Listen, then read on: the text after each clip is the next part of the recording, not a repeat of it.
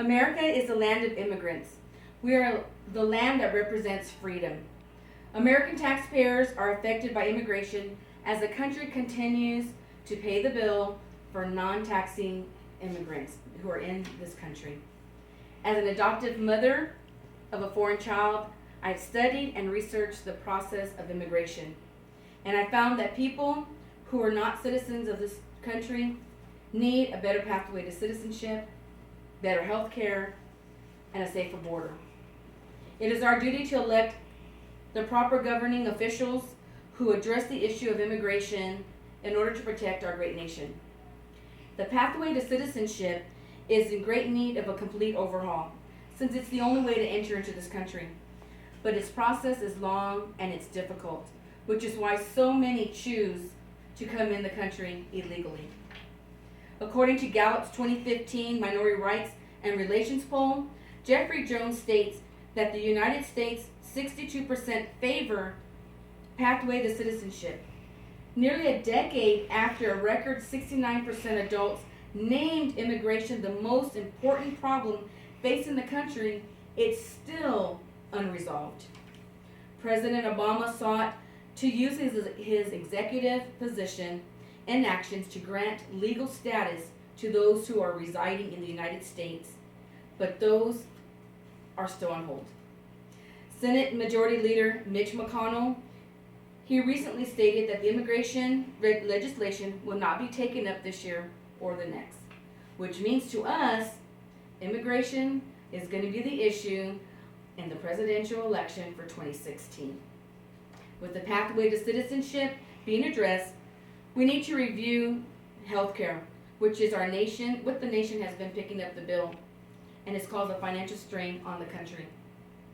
The current law states that medical help cannot be denied to any individual, foreign or domestic, and its policy has caused a financial burden to our country. According to Tobias Buckwell in 1986, President Ronald Reagan socialized when he signed the Emergency Medical Treatment Active Labor Act into law.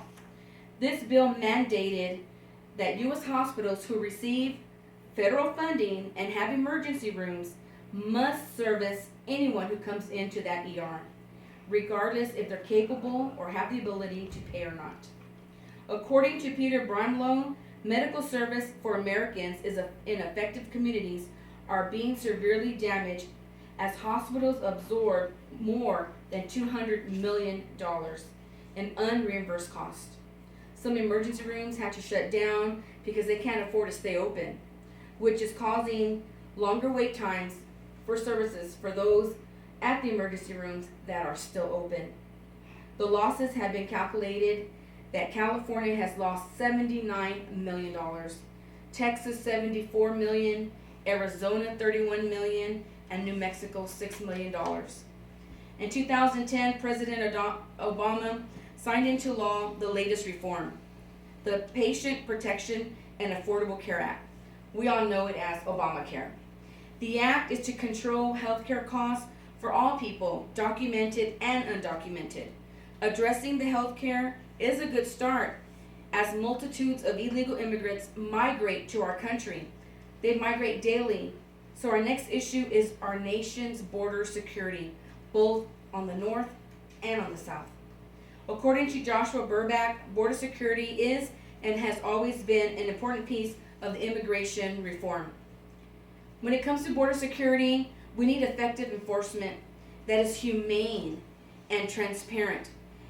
And it takes into account the 15 million people who are living across the border, both north and the south. Immigration reform must include resources of ports of entry to create a safe border. According to U.S. Customs and the Border Security, their top priority is to keep terrorists and their weapons from entering the United States, while at the same time, they are welcoming legitimate travelers and commerce.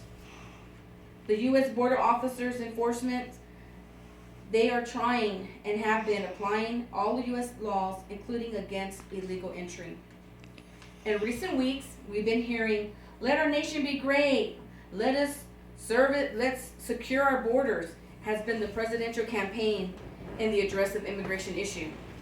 Our nation is a melting pot of immigrated people and is forever growing, and we can be great simply by addressing the pathway to citizenship, better health care, and a safer border security. As President John F. Kennedy stated in his 1963 speech, we are all nations of immigrants. It is a proud privilege to be a citizen of this great republic.